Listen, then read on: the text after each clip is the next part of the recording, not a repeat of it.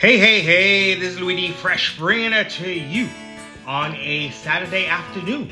I hope you are doing well. As you saw yesterday in tomorrow's YouTube Sunday, I had to redo this nano tank. This is my home office, as you know, as you can tell by the background. And let me give you a little synopsis for those who have not, and you look back on my archives. I initially started this as it came. I bought this this now March 2nd. This is March 1st, but this will air March 2nd, 2025. I bought this little tank next to me around 2023. I believe it was February. Yes, February of 2023. I started off with whatever was in there, with some little tetras and what have you, and I was dying to get some chili rasboras. And chili rasboras, I said, you know what, let me move those, whatever was in there. I took them out. I put in some chili rasboras, and chili rasboras were doing really great for some time. But the problem with the chili rasboras, it was my fault. I put in some bacopa leaves, some Indian almond leaves, and the Indian almond leaves made the tank really tannous, really brown. And I dealt with it for some time. The fish were doing fine, but I couldn't see the fish. It was ridiculous. So I took out the chili rasboras and put them into my Asian bowls, Asian fish bowls, which I'm probably going to do a follow-up next time, because the two are doing really well. It's not with Japanese rice fish. Again, if you look back on my archives, that Japanese rice fish in there, and that didn't work out. And we'll talk more about the Asian fish bowls next time. But now, what we're talking about is, then I put those chili rasboras in there, in the Asian fish bowls, and then I tried putting in some guppies, some common guppies, and that didn't work out for whatever reason. I don't know.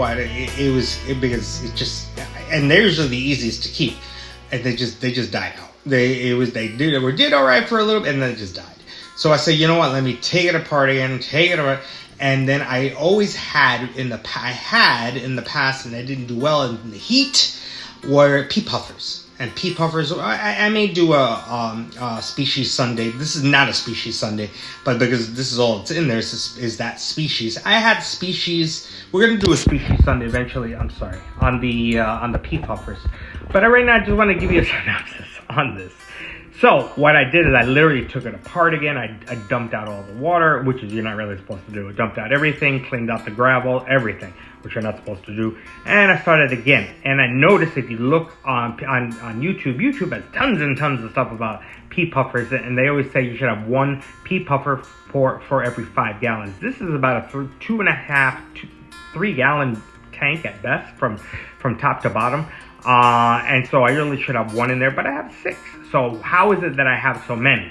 Is that because I have a lot of plants, and that makes them difficult to see. But because pea puffers, we're not talking about them as species Sundays, but because that they are aggressive fish, I said in order to keep a school in there, I gotta have a lot of coverage, and so that's what I did.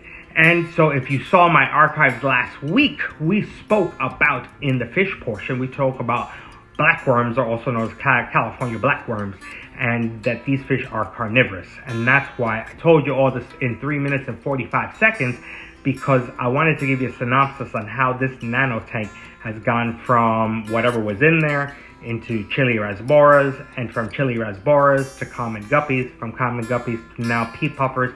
And I'm praying that this is the end of it. I'm praying. And let's show it. And here are my blackworms. Look at my what do you call that? The archives from last week. But this is, again, here I got my light. Here it's because this is why I only have 6 hours of light here on this. With my LED lights, I only have 6 hours because I get so much light here.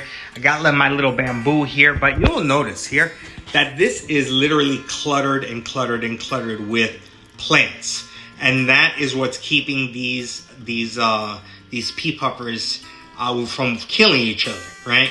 And so I want you to see also that I also down here I have some crushed coral, which we're gonna address more in the future with my community platy, molly, common, endler guppies, and it's keeping everything at bay and well buffered. I did not, you know, I have to do a video on aeration because I was like, oh, this is stupid having aeration. Why am I going to have aeration? And indeed, they really did need the aeration, so I did put the air stone in there. I was hesitant. I really didn't want to do it, but apparently they really did need it. And this is the same filter, extra small little filter. Does the job. Does a great little job. I cleaned the water today. I changed the filter last night. Please make sure that you never change your filter and the water at the same day. So I changed it last night. But here's the challenge. And they do eat these, I told you in the past. Remember, I haven't. We'll talk when we talk pea puffers. They do eat the snails or the baby snails. Is that they do hide out these little pea puffers. They're really, really hard to find. And it wouldn't surprise me if I threw in some worms. I'm hoping that they would entice them to come out. But I'm gonna try to stand up and see if we could find, because again, they are amazing hide. You see, again, this is a little area view of the nano tank here. I got the little aeration, I got my little bamboo. Let's see if we can spot a pea puffer. It's possible that we may not. Holy frijoles. There's one right now. Holy cow, a pea puffer. There's one. Holy cow. Wait, there's another. Holy mackerel. Something like I'm telling you, man. I'm telling you, it's like finding a needle in a haystack. There they are. You see it? You see it? Oh my goodness. They're just like impossible to find. That's why I threw some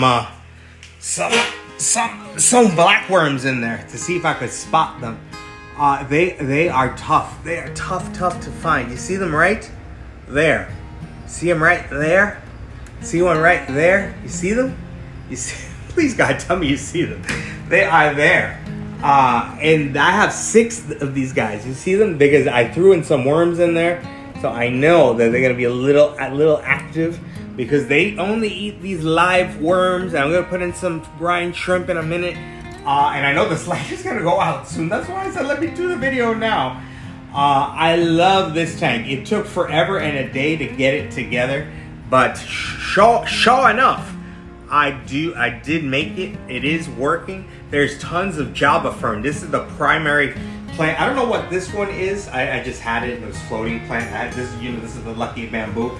But 95% of it is indeed Java fern. And it is working like a charm. And it is hiding these crazy fish out. Because like I said, if you keep them, if you're going to keep a bunch of them, you should have, I really should have these in, there it is, there they are. Look. Oh my God, there's 3 of them. Holy mackerel, look at that. Holy cow. What are the odds of that happening? My goodness. I need to pay them for that. They never come out, I'm telling you. They do not come out. These pea puffers do not come out. There's another one, there's 4. Oh my goodness, you see them? Oh my goodness, I'm amazed. It's because I'm pretty sure that I threw in the black worms. I'm gonna throw in some more black worms in a second. So there are 6 of them. This is how I feed the black worms before I call it a video. I stick it in here. I think I showed this to you last time, and I literally plop them in, plop them,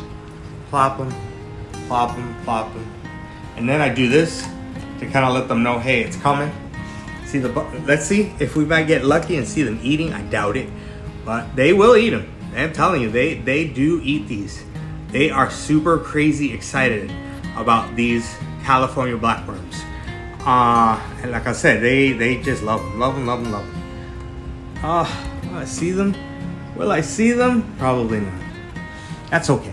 But I really wanted to show you, this is the final, please God, final product of this nano tank. It is filled with Java fern. It is filled with my friend the lucky bamboo. I have the outside filter, and I'm telling you, it is a kick butt fish tank. I love it. I got my heater back there. You see the red light on, being that it's heating. I got my little substrate. I got my rocks, so they're all hiding out. I got 6 of them in here, and again, if you're gonna keep a bunch of them, have a ton of vegetation. That's all I got. I hope you enjoyed it. Like I said, this is hopefully the final product for this tank. We'll hopefully do another segment on them with as a species Sunday to learn more about the pea puffers. I really like these pea puffers. They're doing great. I didn't think I would ever get them to do well, and sure enough, they are doing well, amazingly well. And again, I shouldn't have 6. I should have 1. But you know what? Have a lot of vegetation. You're gonna have a lot of pea puffers. The pea puffers will be happy. Give them some live food, and it'll be a good time. This is Louis D. Fresh.